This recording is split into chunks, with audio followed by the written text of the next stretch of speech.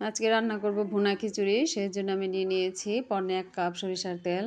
এতে দিয়ে দিলাম পেঁয়াজ কুচি, রসুন কুচি, 2টা পেঁয়াজ নিয়েছিলাম এবং কয়েকটা রসুনের কোয়া।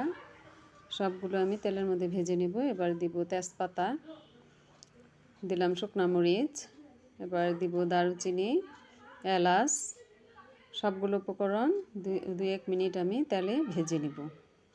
এবার দিলাম আমি 1 চামচ আদা বাটা এবং 1 চামচ জিরা বাটা। দেওয়ার পরে সবগুলো উপকরণ আমি তেলে ভাজবো।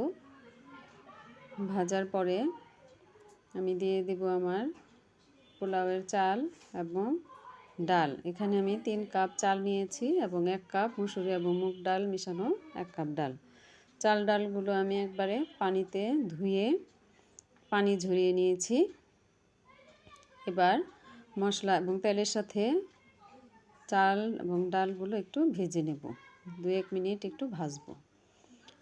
ভাজার পরে আমি এখানে দেব আলু এবং মটরশুঁটি। আলু মটরশুঁটিগুলো চালের সাথে ভালোভাবে মিশিয়ে নিব।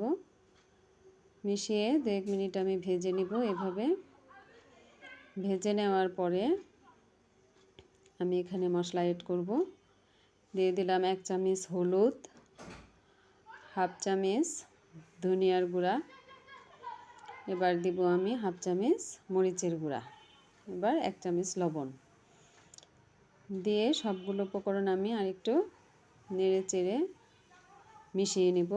মশলা এবং চাল সবগুলো আমি মেশানোর পরে আমি এখানে পানি দিব। যে পাত্রে আমি পানি রেখেছিলাম, যে বাটিতে চাল রেখেছিলাম, সেই বাটির 1.5 বাটি পানি দিব। প্রথমে 1 বাটি দিলাম, তারপরে আমি 1/2 বাটি পানি দিব। এভাবে পানির সাথে চাল ভালোভাবে একটু নেড়ে মিশিয়ে দিব। এভাবে আমি রেখে দেব 10 মিনিট মিডিয়াম হিটে।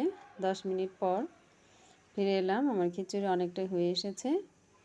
এবার আমি কয়েকটা কাঁচামরিচ এবং ধনিয়ার পাতা দিব। কাঁচামরিচ ধনিয়ার পাতা দিয়ে আমি 5 মিনিট লো হিটে রেখে দিব। একটু উল্টাপাল্টা করে দিব, উপরে নিচে করে দেব চালগুলো। উপরের চালগুলো নিচে, নিচের চালগুলো উপরে দিব। এতে উপরে যে একটু শক্ত চাল ছিল সেগুলো ভালোভাবে ফুটে যাবে। এভাবে আমি বিছিয়ে রেখে দেব 5 মিনিটের জন্য। 5 মিনিট লো হিটে রাখবো।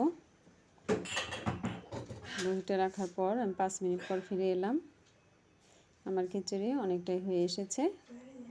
এবার আরেকটু উপরে নিচে করে দেব। আমারটা একটু শক্ত ছিল, এই কারণে উপরে নিচে করে দিয়েছি। ক্ষেত্রে 2 থেকে 3 মিনিট রেখে দিলেই খিচুড়ি সম্পূর্ণটা হয়ে যাবে। এভাবে ঢেকে আমি 2 মিনিট রাখবো। রাখার পরে আমার খিচুড়ি একেবারে রেডি। নরম তুলতুলে হয়েছে খিচুড়িটা, ঝরঝরেও হয়েছে, খেতেও অনেক মজা হয়েছে। ধন্যবাদ সবাইকে আমার ভিডিওটা দেখার জন্য। আমার ভিডিওটা অবশ্যই সাবস্ক্রাইব করে দিবেন। ধন্যবাদ।